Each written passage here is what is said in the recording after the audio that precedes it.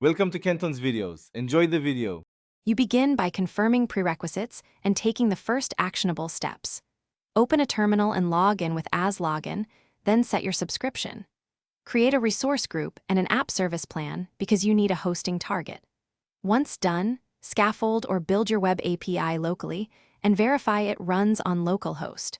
Make sure to add any required environment variables to a local settings file so deployment uses the same configuration.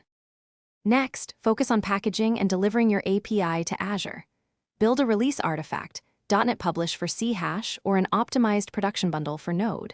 Then package it as a ZIP or container image. Choose a deployment path. Use as web app deploy, zip deploy, git push to Azure Remote, or define an Azure DevOps pipeline for CI/CD. While deploying, update app service settings for runtime stack, startup command, and connection strings so the app runs correctly in the cloud environment.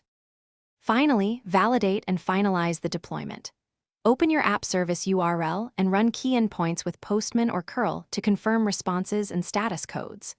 Once done, check the log stream and application insights for exceptions and startup errors. Make sure the environment variables loaded correctly. If something fails, restart the app, retry deployment, and review deployment logs. These often reveal missing packages or permission issues. Make adjustments, scale the app service plan if needed, and enable HTTPS and custom domain. Thanks for watching. Consider subscribing if we helped you.